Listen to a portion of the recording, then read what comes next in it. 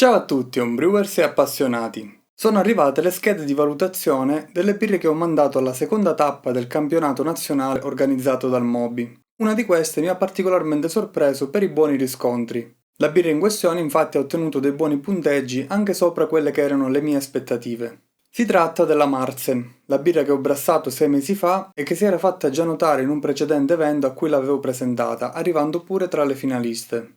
Vi racconto un po' di questa birra, ne stappiamo una e vediamo insieme anche le schede compilate dai giudici e alla fine condividerò con voi un paio di considerazioni su questa birra.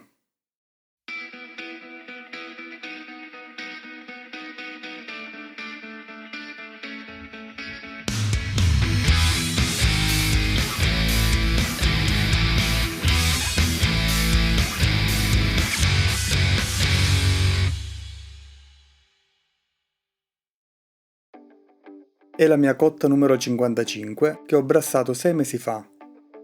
Ho inserito 73% di malto Vienna e 18% di Monaco come malti base e come malto speciale il 9% di Carapils, che è un malto caramello molto chiaro.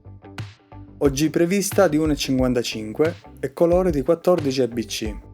Ho fatto una saccarificazione in 2 step, 40 minuti a 67 gradi e 20 minuti a 72.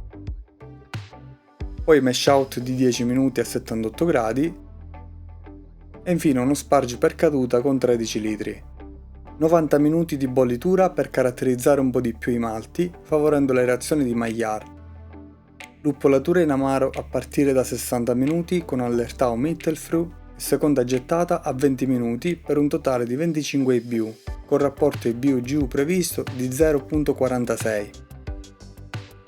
Ho raggiunto perfettamente la densità iniziale prevista di 1,55 e ho inoculato il lievito Fermentis V3470, un ceppo lager neutro e affidabile che non produce diacetile secondo il produttore. Basandomi sul tasso di inoculo corretto per questa birra ho dovuto usare ben 4 bustine da 11 grammi. Ho fatto una fermentazione quasi fast lager con inoculo a 10,5 gradi e leggero rialzo a partire dal quarto giorno, fino ad arrivare a 15 gradi, che ho mantenuto poi per qualche altro giorno per completare la fermentazione e fare una pausa per il diacetile.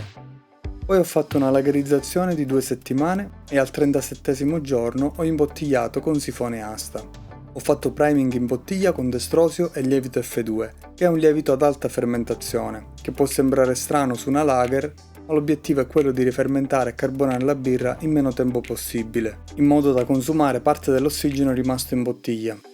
Non so dirvi con certezza se il lievito F2 può cedere anche dei sapori che possono stonare con una bassa fermentazione. In teoria non dovrebbe, e per la mia percezione non ho mai notato questo problema. Se volete vedere la videocotta completa in ogni passaggio, vi rimando al video apposito. Vediamo adesso la birra.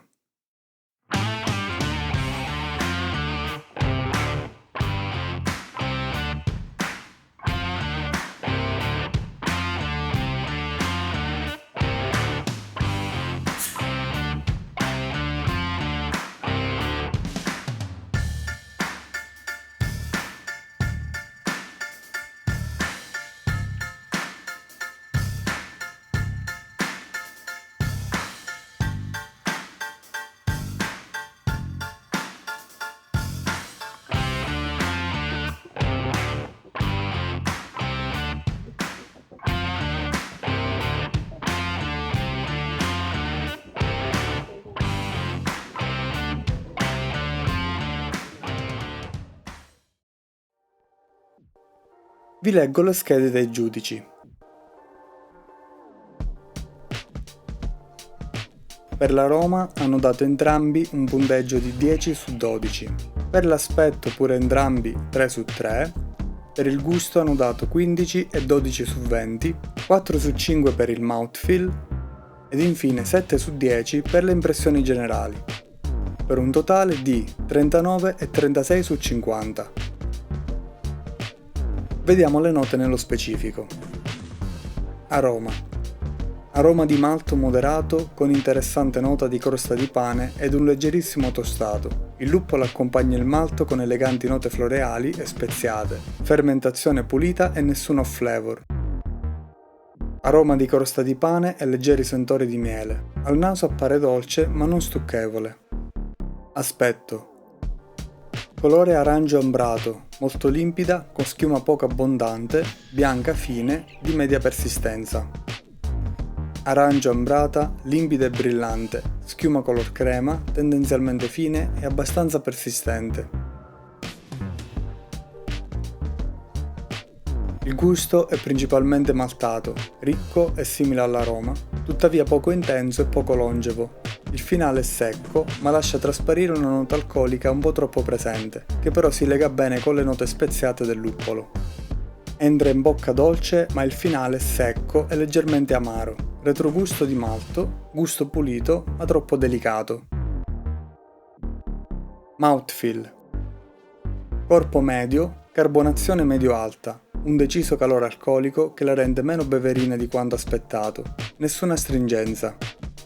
Corpo medio, struttura cremosa e avvolgente con finale secco. Impressioni generali.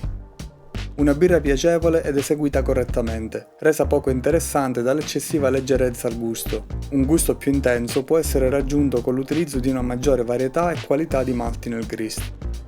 Nel complesso una buona birra, equilibrata, buone note olfattive e buon palato. Da una Marzen però avrei voluto qualcosa di più spinto. La birra è piaciuta, non hanno trovato neanche dei veri e propri difetti. Ero un po' preoccupato di mandare una bassa fermentazione a 5 mesi dall'imbottigliamento, probabilmente i malti più scuri l'hanno preservata abbastanza. Anche in questo evento, come per il precedente a cui l'ho mandata, nessun giudice ha segnalato ossidazione, che se avete seguito il video della cotta era la mia principale preoccupazione, perché se ricordate avevo fatto una sorta di travaso in contropressione sfruttando la sola CO2 prodotta in fermentazione. Non so se lo rifarei, ma vedendo com'è andata finora, penso che potrei anche rivalutarlo ma con altri accorgimenti. Grande rammarico però è il non aver raggiunto la fase finale del concorso, nonostante questi buoni punteggi. 36 e 39 fanno di media 37,5, che è un ottimo punteggio, ma non è bastato. Ci tengo a ringraziare i giudici perché hanno compilato in modo molto dettagliato e ricco le schede, sapendo che nelle tappe Moby vengono presentate centinaia di birre e i giudici devono assaggiare e compilare tante schede in poco tempo, è certamente un impegno da apprezzare. Ultima considerazione riguarda la birra. È più una Marzen o una Fest Beer? Quando ho progettato questa birra non ho guardato tanto il manuale BJCP, ma mi sono orientato su un'idea di birra caratterizzata dal malto con note mielate di caramello appena tostato, più alcolica e meno amara di una Pils, ma che si mantenesse di facile bevuta. Tuttavia, non avendo studiato bene, mi sono trovato poi a fare i conti con la scelta della categoria del BJCP a cui iscriverla. Per il BJCP, infatti, esistono le Fest Beer nella categoria 4B che includono birre con queste caratteristiche.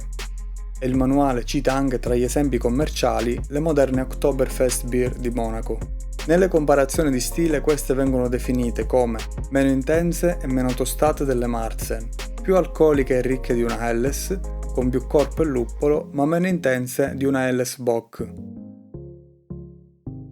Nella categoria 6B troviamo invece le Marzen. È uno stile storico che identifica birre prodotte nel mese di marzo e lagerizzate durante tutta l'estate in vere e proprie caverne sotterranee per essere poi servite a fine settembre durante l'Oktoberfest. Potevano avere diverse gradazioni di colore. In genere erano piuttosto scure, ma c'erano anche esempi ambrati o chiari. Dal 1872 fino al 1990 le loro versioni ambrate venivano servite all'Oktoberfest. Dopo il 1990 sono state adottate le versioni più chiare delle moderne Fest Beer. Nelle comparazioni di stile le Marzen vengono definite come non intense e ricche come le Dunkels Bock, ma con un maltato più profondo e ricco di una Fest Beer, più corpo e meno luppolo. Se guardiamo alla scheda tecnica, i parametri sulla carta sono molto simili, sia come densità che come grado alcolico e valori di BU siamo in range quasi identici. Quello che cambia sensibilmente è il colore, che va da 8 a 12 EBC per le Fest Beer, da 16 a 34 EBC per le Marzen.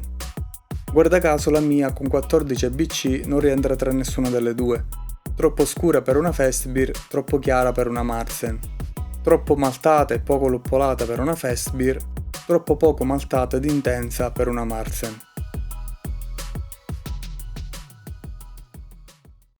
Mi rimane di capire dove sarebbe meglio collocarla in futuro, anche se forse è stata già apprezzata meglio come Marzen. Sto cercando di capire se sarebbe meglio fare qualche modifica nel grist e nel colore per collocarla meglio nella sua categoria, anche per facilitare il lavoro dei giudici nel giudicarla.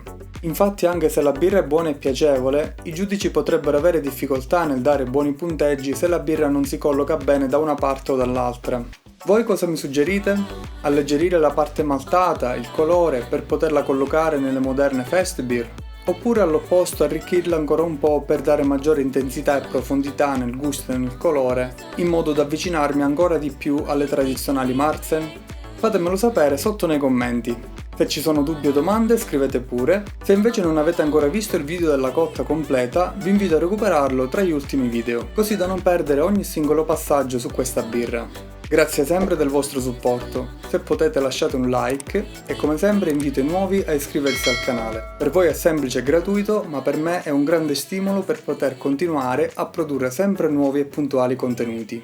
E ci vediamo al prossimo video.